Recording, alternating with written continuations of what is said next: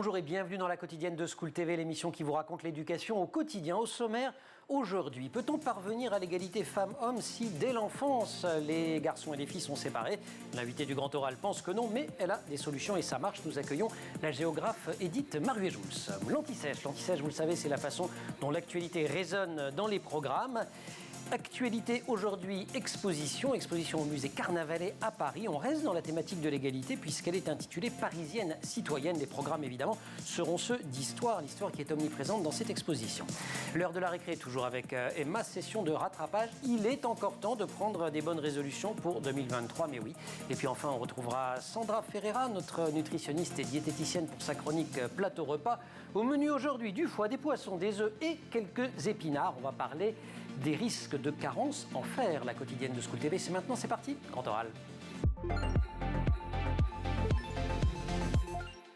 Faire advenir l'égalité femmes-hommes dans la ville, à la quotidienne, on ne sait pas trop s'il faut pour ça rebaptiser les noms de villes au féminin, comme l'a fait le maire de Pantin. Il a annoncé que Pantin serait désormais Pantine. Mais ce qui est certain, c'est que la question de fond existe et que ces inégalités d'usage de l'espace urbain, eh bien, elles commencent à l'école. C'est là que les enfants font leurs premières expériences de partage d'un territoire géographique. C'est un sujet éminemment sérieux, donc. Il est la spécialité de la géographe Edith Maruet-Jousse que nous sommes ravis d'accueillir. Bonjour Edith. Bonjour. Edith, on est content, on est hyper tenace parce que vous avez sorti à la rentrée faire jeu égal, penser les espaces à l'école pour inclure les enfants, c'est double ponctuation.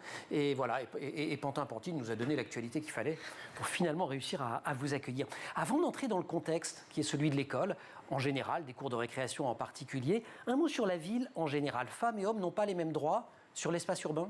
Alors si, ils ont les mêmes droits. Oui. Mais... Oui, parce que ce qui fait égalité, c'est avoir les mêmes droits. Par contre, ils n'ont pas la même égale liberté et la même peut-être justement l'accès à ce droit commun. Oui, le même usage, c'est certain, mais l'accès aussi à ce droit commun, c'est-à-dire le droit à la ville, le droit à la liberté, le droit à avoir du loisir aussi.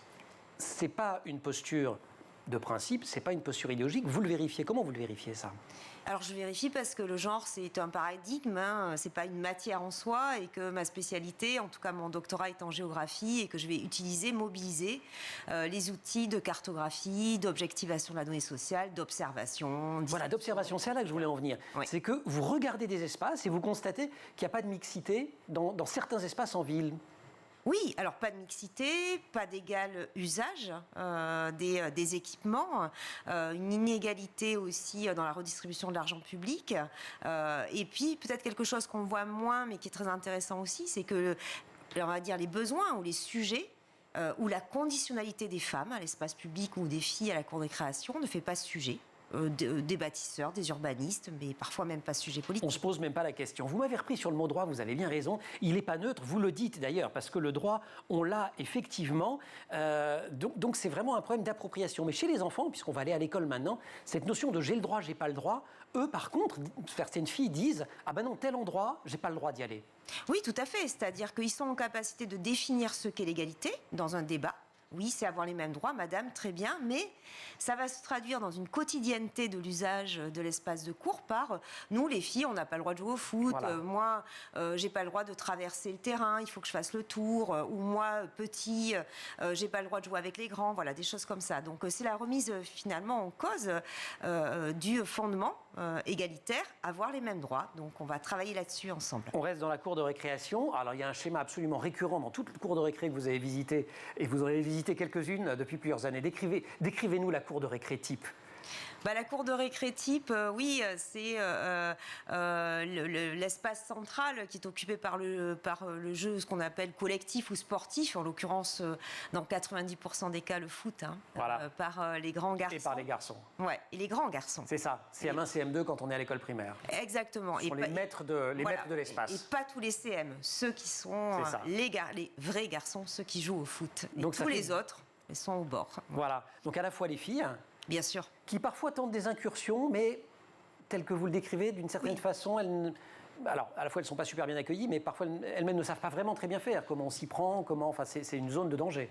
Oui, tout à fait. Et puis c'est aussi une zone de l'entre-soi qu'on peut retrouver après. Des garçons entre eux, ce sont toujours les mêmes joueurs de foot. Donc eux sont habitués à jouer ensemble, sont habitués à mettre en scène aussi leur performance et leur technicité. Donc quelqu'un d'étranger, j'allais dire, à ce monde-là, en particulier dans leur grande globalité toutes les filles, mais aussi encore une fois les autres garçons, se trouvent déstabilisés parce que on joue pas forcément au foot non plus. Hein. On peut faire absolument, oui. C'est-à-dire qu'on tape dans le ballon, on a des tirs au but, mais le terrain empêche d'entrer plus qu'il ne fait règle du jeu au sens du foot fédéré, puisque d'ailleurs dans le foot fédéré, tout le monde ne marque pas des buts, on est bien d'accord. Oui, absolument. Voilà. Il n'y a que Kylian Mbappé. Mais c'est au milieu de... Effectivement, ça prend un espace complètement dingue. C'est 80% souvent de l'espace, si on veut donner une... Oui, ça prend. C'est pas rien, c'est pas juste, puis ça dépasse, vous savez. Oui, voilà, ça dépasse, voilà. Oui, encore une fois, c'est pas la limite fait pas jeu, mais fait plutôt interdit d'entrée, donc on ne sait plus. On va tirer un tas de fils à partir de tout ce que vous venez de nous dire. Je voudrais un dernier point avant l'anti-sèche d'Emma. Et donc tout ça, ce que vous démontrez vous, c'est que ça va contribuer dans la vie d'après, dans la société, à fabriquer du sexisme et de l'homophobie. Oui, tout à fait. C'est un processus qui dure 9 années, en tout cas pour les enfants, élémentaire et collège, où on mésapprend la relation, on n'apprend pas le conflit aussi, et où on crée des mondes. Le monde des filles et le monde des garçons. Quoi. Et derrière se cache et le sexisme, et derrière ce qu'est être un vrai garçon, c'est ça. Donc c'est le garçon qui joue au foot et pas celui qui reste à côté. C'est le garçon qui n'est pas une fille. C'est le garçon qui n'est pas perméable au monde des filles. Donc, et plus tard, c'est le garçon qui n'est pas homosexuel. Et donc c'est comme ça qu'on arrive. Sexisme, homophobie. Tout à fait. Et on pourrait faire des choses et on va raconter ce que vous avez déjà expérimenté plein de fois. Le postulat de base de mon travail est que l'absence de relation entre les filles et les garçons est le terreau des violences. Je vous cite Éduite Maruet-Jouls, invité de la quotidienne. On vous retrouve, si vous voulez bien, juste après l'anti-sèche. Emma Guessel.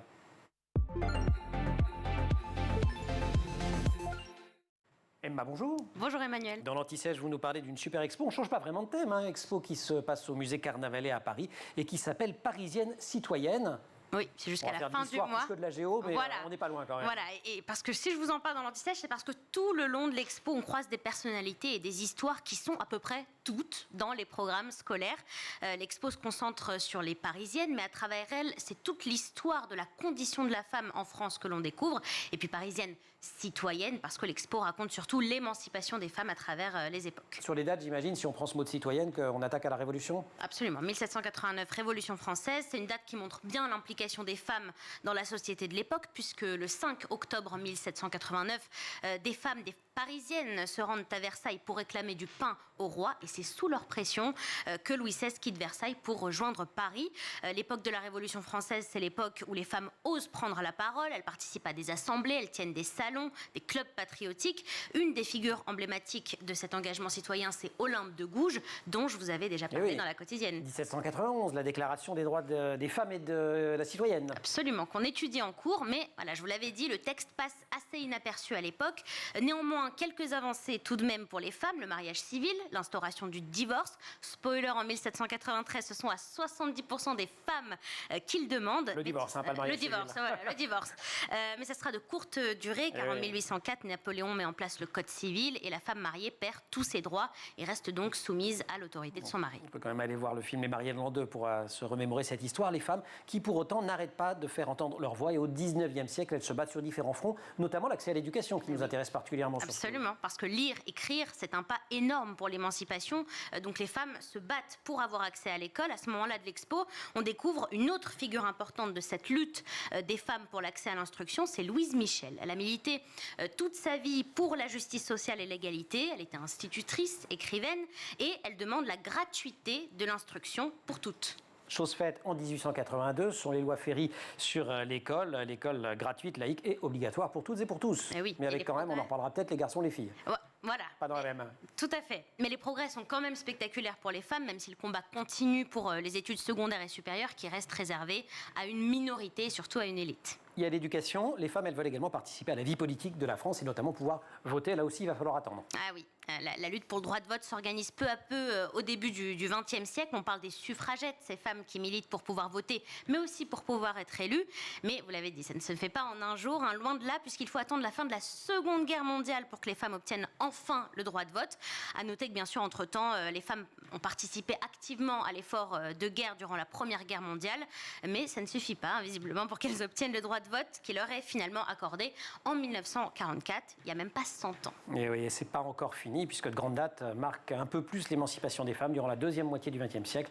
Là aussi, on en a parlé de temps en temps dans l'émission. Bah oui, les femmes qui veulent pouvoir concilier leur vie de famille, leur vie personnelle, leurs aspirations professionnelles, elles commencent à militer pour disposer de leur corps comme elles l'entendent, en revendiquant notamment le droit à la contraception, qui est instauré en 1967, et aussi en revendiquant le droit à l'avortement. On en a parlé beaucoup ici. À l'occasion de la sortie de Simone. Voilà, en 1979. Et l'expo, elle s'arrête là? Alors non, la dernière date clé de l'expo, c'est 2000, la loi sur la parité, qui oblige les partis à présenter un nombre égal d'hommes et de femmes aux élections.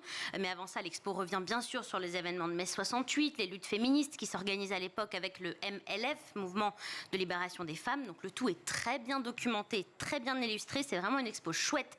Donc voilà, à découvrir en famille ou avec ses copains. Donc foncez, il vous reste encore 2 semaines. Génial, on y a dès la classe de 3e et pendant toutes les années lycée. Ouais, dès même la 4e, je pense. C'est ça, voilà. Vraiment top. Génial. Merci beaucoup. Merci à vous. On va continuer à parler de l'égalité femmes-hommes. Édith Marie-Jules, invitée du Grand Oral.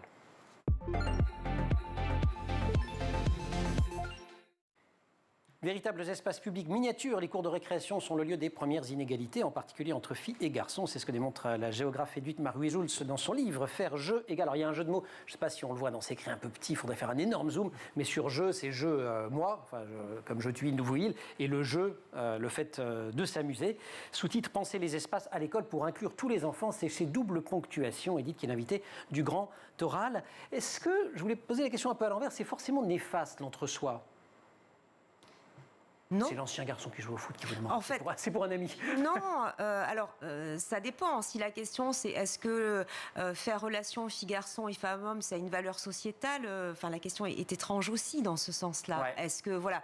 En tout cas, ce qu'il y a, c'est que l'entre-soi, c'est la norme. C'est ça. C'est autre chose qu'on constate ensemble. C'est-à-dire la vraie question, elle est est-ce que jouer ensemble, rire ensemble, manger ensemble, filles et garçons, ça peut être aussi une forme de norme. Voilà. Et c'est cette compétition entre ces normes finalement qui pose problème. Les enfants, comment ils le vivent alors? Vous faites énormément de terrain, vous êtes je vais vous qualifier de géographe de terrain, vous conseillez beaucoup de collectivités sur ces questions-là, et vous faites beaucoup d'enquêtes. Qu'est-ce qu'ils vous racontent les enfants? Les enfants, c'est important parce qu'ils racontent une quotidienneté dont ils prennent conscience. C'est-à-dire que la question, c'est pas dans ma tête en fait, à moi d'adulte, le fait de ne pas pouvoir se centrer, de ne pas pouvoir avoir de la place pour faire ses propres jeux aussi, puisque là, la question qui nous est posée, c'est jouer avec. Est-ce que je peux jouer avec les garçons au foot? Mais c'est aussi de la place pour moi, pour le sujet que je porte.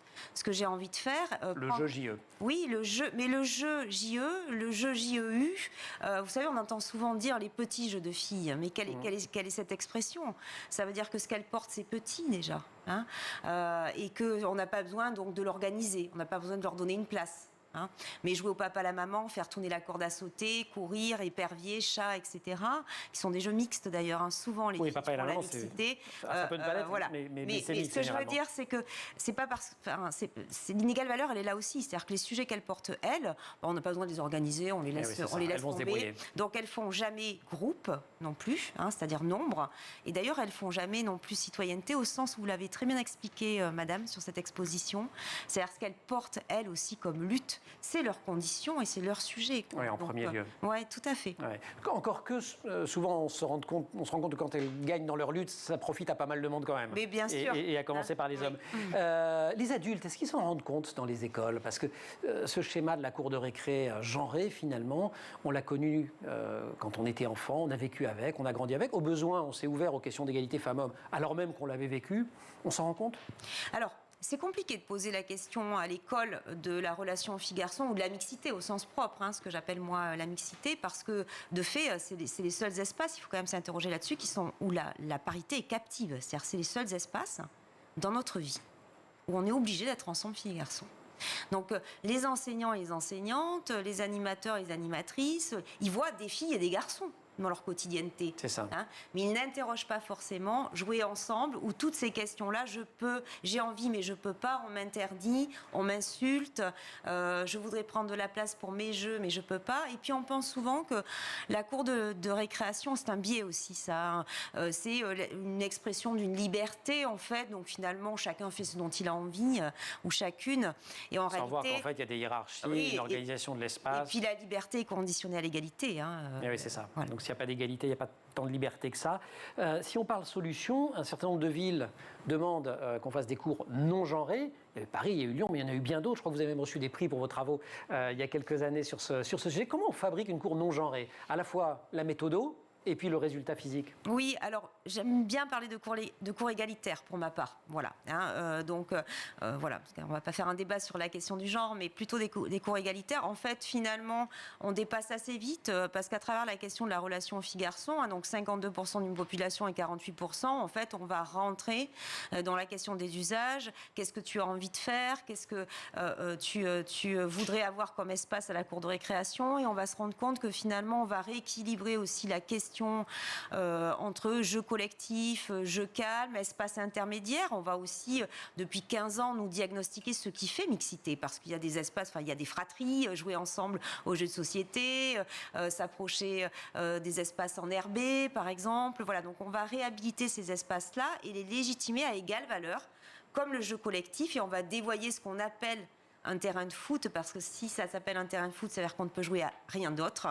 Et pour laisser de la place à des jeux calmes, etc., voilà, ça devient un jeu de coup. Alors, y compris avec des, entre guillemets, des trucs qui sont quand même assez faciles à mettre en œuvre. Quand il n'y a pas de ligne sur le sol, ça aide quand même. Quand les cages de foot sont amovibles, ça aide aussi. Enfin, voilà. Voilà, exactement. J'aime bien avoir dit oui, tu sais, j'ai bien révisé, il a bien révisé, il m'a lu.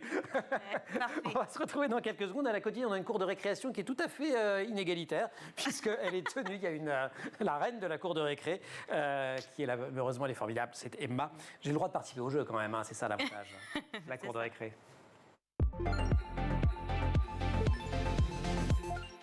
Emma, dans l'heure de la récré, aujourd'hui, vous allez donc nous parler des bonnes résolutions 2023. J'ai trouvé que c'était un petit peu tard, peut-être, non? Mais alors déjà, c'est jamais trop tard pour prendre des bonnes résolutions, mais encore faut-il les tenir. Moi, c'est simple, je n'en prends plus, comme ça, pas de déception. Et en plus, j'ai pas d'enfant, ce qui facilite la tâche, car pour certains parents, difficile de tenir les bonnes résolutions quand on est sans cesse jugé par ses enfants. Démonstration avec cette petite fille sur TikTok. Maman, c'est quoi tes bonnes résolutions pour 2023? Oh, je sais pas trop.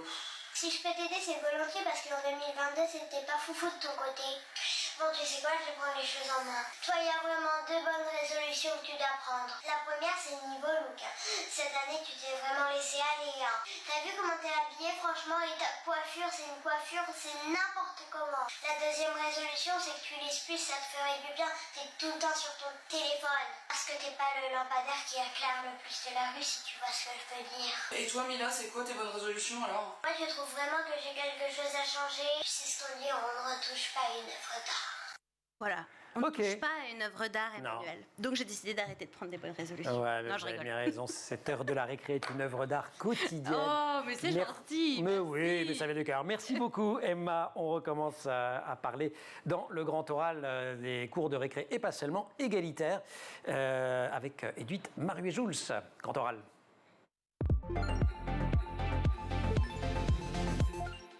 Liberté, égalité, fraternité, la devise républicaine est inscrite au fronton des écoles, mais une fois le porche d'entrée franchi, on se rend compte que la simple égalité d'usage de l'espace existe rarement, en particulier entre filles et garçons, et on en parle avec vous, la géographe Edith Maruet-Jules.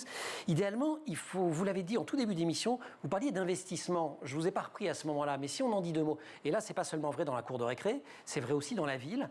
Vous avez constaté que l'argent va aux hommes ou aux garçons dans les équipements. Objectivement. C'est-à-dire qu'aujourd'hui, tout ce qui est installé sur l'espace public, en termes d'équipements lourds, visibles, etc., prescriptifs, un city-stade, un skypark, un boulodrome autrefois, Un terrain de foot aujourd'hui. C'est des activités à dominante masculine. Oui, objectivement, c'est-à-dire il y a Voilà. plus de 90%. Alors c'est pas tous les hommes, parce que là aussi, c'est aussi une privatisation d'espace public. C'est certains Par une hommes. partie des hommes. Exactement. Ouais, c'est ça. Voilà. Ouais, c'est vrai, sur le skatepark, moi, voilà. Non. Et c'est pas non plus de la mixité intergénérationnelle, c'est pas non plus de la mixité valide, non valide. La mise en scène de la performance, de toute façon, va exclure aussi 90% Et oui, parce qu'on quasiment est de la population. Exactement. Parce qu'on est en ville et donc c'est sous le regard d'autrui. Oui. Et c'est vrai que typiquement quelque chose comme la pétanque qui peut sembler... pas obligé d'être champion olympique, mais c'est vrai que quand technique, ça... la pétanque, monsieur. Voilà. Et du Sud peut-être, madame. Un peu. Voilà. Non, mais Je bon, me tais. Donc, on peut, je le mentionnais pour les cages de but, donc dans les solutions, fabriquer ces cours égalitaires, donc en discutant avec les enfants, avec les adultes, en aménageant, en donnant d'autres fonctions, en libérant la fonction de certains espaces, en disant tout le monde a le droit d'y aller. Il y a aussi la modularité. Ça, c'est fondamental. Tout à fait. Un espace peut changer. Tout à fait. Il y a le surinvestissement aussi, parce que vous savez, un espace et une cour de récréation spécifiquement, c'est un espace saisonnier.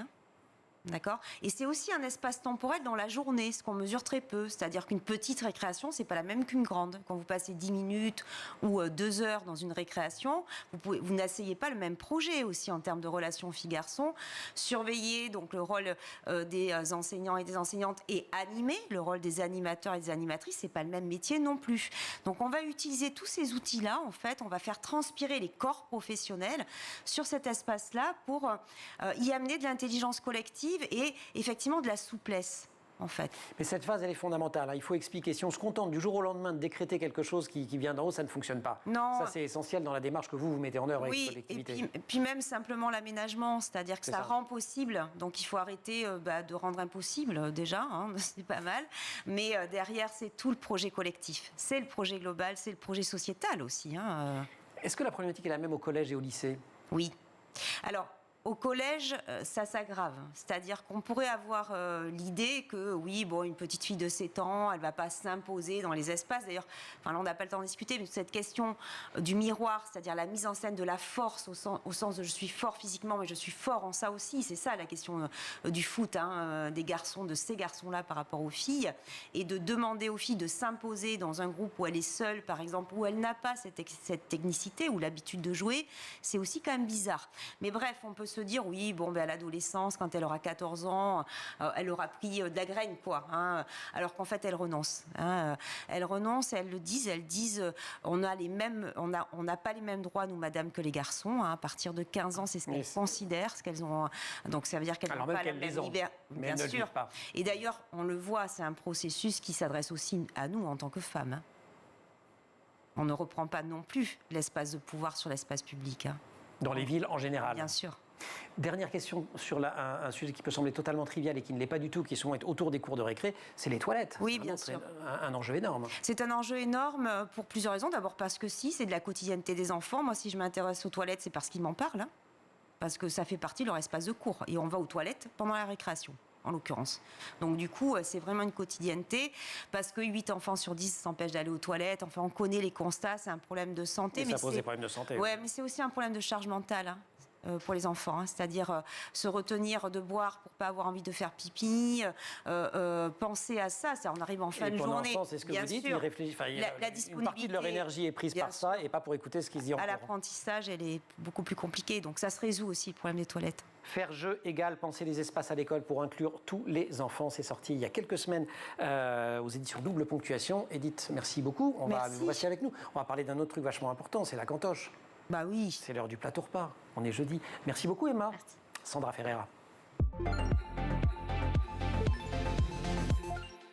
Plateau repas, c'est notre rendez-vous, votre rendez-vous avec Sandra Ferreira. Sandra, bonjour. Bonjour. Diététicienne nutritionniste qui va aujourd'hui nous parler des carences en fer, sujet dont j'entends régulièrement parler chez les adultes, chez les enfants. On va découvrir qu'il peut également avoir ce genre de sujet.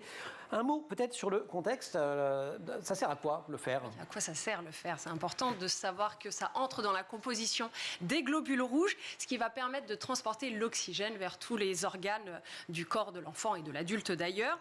Il va jouer un rôle important dans la croissance croissance et pour le développement du cerveau, ce qui n'est pas négligeable chez l'enfant, vous aurez compris. Et s'il n'y a pas assez de fer apporté par l'alimentation, en fait, les globules rouges vont devenir de plus en plus petits, ce qui veut dire qu'ils vont transporter moins d'oxygène, et c'est ce qu'on appelle l'anémie. Et oui, ouais, le terme qu'on entend régulièrement. Et donc, un enfant qui ne se nourrit pas correctement peut être anémié, c'est ça? Nous sommes d'accord, Emmanuel. Effectivement, s'il ne se nourrit pas comme il faudrait, il peut être anémié. La carence en fer existe chez les enfants, chez le jeune enfant, et peut amener un développement intellectuel ralenti. On ne parle pas encore aussi de ce qui se passe à l'école. Voilà, donc c'est important. Il faut comprendre quand même que jusqu'aux 6 mois de l'enfant, l'enfant se nourrit du fer, des réserves qu'il a accumulées pendant la grossesse, pendant qu'il était dans le ventre de sa maman. Et puis après, va falloir l'apporter par l'alimentation. Est-ce qu'il y a des symptômes qui permettent aux parents de comprendre, de deviner, de savoir qu'un enfant est anémie en fer? Alors oui, mais ça peut passer très inaperçu parce que les symptômes qu'on retrouve, ça peut être une pâleur. Bon, à la limite, des fois on se dit son enfant. Il a mauvaise mine. Il a mauvaise mine, il est fatigué. Ouais. Ça peut être de la fatigue d'ailleurs, des vertiges. Un enfant qu'on va trouver un peu plus essoufflé puisque les globules rouges n'apportent pas bien l'oxygène. Parfois même des insomnies et de l'irritabilité. En gros, quand tout ça est en dose minime, ça peut passer pour Ça peut passer inaperçu. Oui, donc consultez de toute manière votre médecin pour voir si c'est pas signe d'autre chose également. Ok, alors on a découvert que notre enfant était carencé en fer. Ce qu'on commence par réaliser, c'est de modifier son alimentation, c'est ça? Pas forcément. Alors c'est pourquoi faire simple quand on peut faire compliqué, n'est-ce pas? Pourquoi demander à Sandra Ferreira surtout? Oui, non, on va parler forcément d'alimentation juste après, mais je tiens à souligner que parfois l'alimentation peut être équilibrée, il peut y avoir tout ce qu'il faut en source de fer. D'accord, et il y a carence malgré tout. Et oui, parce que le fer n'est pas bien absorbé au niveau intestinal. Okay. Donc ça peut passer, alors c'est encore quand même plus voir compliqué. Il faut voir le docteur, ça c'est important. Mais bon, soyez informés aussi que le fer végétal est moins bien absorbé que le fer animal. Quoi? Et oui. La Popeye, les épinards? Alors, pour la petite histoire, les épinards de Popeye, c'est à cause d'une erreur de virgule. Lorsqu'on a noté dans les valeurs nutritionnelles les épinards et la valeur en fer, au lieu de marquer 2,7 mg, on a marqué 27 mg. D'où cette réputation qui n'est pas vraiment la vraie. Alors 2,7 c'est déjà bien, alors 27 c'est énorme et donc il y a une erreur. D'où le fer de Popeye. Et en plus le fer végétal est moins bien absorbé. Je me suis fait arnaquer toute mon enfance. Non, il faut quand même manger des épinards. Ouais, c'est ça. Où est-ce qu'on trouve de bons apports en fer pour les enfants? Alors souvent dans des aliments qu'ils n'aiment pas forcément en plus, mais bon, à nous de faire changer les choses. Les abats, en l'occurrence le foie, on contient énormément. C'est bon le foie, un bon petit foie de veau. Moi les enfants peuvent aimer aussi, il faut juste... Vous pouvez dire non, Edith. Vous avez le droit de dire non, Non, c'était un non. J'adore le oui de Edith. Oui, très bon. Oui, la tête qui dit non. Alors je continue, les abats de toutes sortes, les rognons et la langue de bœuf que vous adorez tant, là je vois. Alors je vous rassure, la viande en contient aussi, la viande blanche, il n'y a pas forcément besoin qu'elle soit rouge pour qu'il y ait ce qu'il faut dedans en fer. Et côté fer non héminique, c'est-à-dire ailleurs que dans de la viande. Ailleurs que dans de la viande et qui ne s'absorbe pas bien. Les légumineuses comme les lentilles, les haricots secs en contiennent. Super. Et les légumes. Ça m'étonnait que vous ne nous fassiez pas manger quelques légumes quand même. Quand même. C'est ça. Mais si ce fer végétal est moins bien absorbé, ça pose problème pour les enfants. Par exemple, si je suis dans une famille végétarienne, végane. C'est important d'en parler. Si la famille est végétarienne, ce n'est pas important parce que végétarien veut dire qu'il y a encore des œufs, du poisson. Si c'est végétalien ou végane, comme vous le soulignez, effectivement, là, il peut y avoir des carences. Donc, il faut quand même être bien suivi. Il peut y avoir des supplémentations. Jamais d'automédicamentation. Donc, le docteur. Le docteur, toujours. Alors, j'ai une petite astuce. De Sandra. Ah oui, toujours. Petite astuce de Sandra. Si vous voulez que votre fer soit bien absorbé, qu'il soit animal ou végétal, toujours avoir une source de vitamine C dans le repas, donc une source de fruits. Vous donnez à votre enfant un plat. On métabolise mieux le... En fait, la vitamine C du fruit va permettre de mieux absorber le fer. Donc ça marche à tous les coups. Et puis en plus, ça fait manger des fruits. Quelques petits conseils, aide-mémoire. Allez, aide-mémoire pour terminer. Proposez des aliments riches en fer à vos enfants au moins 2 fois par jour. Variez source animale, source végétale. Privilégiez les sources de fer héminiques, c'est-à-dire plutôt animales, effectivement. Voilà, c'est comme ça. Il y aura du foie, c'est tout. Et les vitamines B12 et B9, on n'en a pas parlé, sont des vitamines très importantes qui jouent un rôle important dans certaines anémies. Proposez donc à vos enfants de la viande, du poisson, des œufs pour la B12, des légumineuses et des légumes verts pour la B9. Ça tombe bien, ce sont exactement les aliments dont on vient de parler. La nature a bien faite, tout simplement. Génial, on fait d'une pierre deux coups. La cantoche, c'est un lieu très important aussi de construction des Bien sûr. Du rapport aux autres. D'abord parce que manger, c'est quelque chose de très important en France, Ouais. et parce que c'est le moment où on se pose et le moment des sociabilités. Donc ne pas manger ensemble filles-garçons, et souvent comme on joue, on mange aussi. Hein. Et on c'est vous un interroge problème. sur cette question aussi de l'usage des cantines. On refait beaucoup. les cantines aussi. Et comment on fait en un mot En un mot, une cantine égalitaire. D'abord, on conçoit que la relation elle est multiple, qu'on peut être à 2, à 4, à 6, à 8, tout seul aussi. Ou toute seule. C'est ça. Voilà. Donc c'est tout un travail stratégique. La table ronde plutôt que la table rectangulaire. Etc. Toutes les stratégies. Merci beaucoup, en tout Merci. cas, Edith Maruet-Jouge, de nous avoir accompagnés dans cette émission. Faire jeu égal, c'est aux éditions Double Ponctuation. C'est absolument passionnant. Sandra, merci beaucoup. Merci. Je retourne à mes épinards. Et la quotidienne, c'est fini pour aujourd'hui. Foi de veau pour tout le monde. Pour Emma Razafandra-Lambeau au maquillage. Pour Marine Plantet qui a préparé l'émission et qui en régie est aujourd'hui assistée par Dylan Colère. Pour Mathieu Sullivan au son. Pour Xavier Sanchez à la réalisation. Vous restez sur School TV. Tiens, foi de veau pour vous aussi, tant qu'on y est. Vous restez sur School TV. On se retrouve en permanence, nous, sur Internet et sur les réseaux sociaux.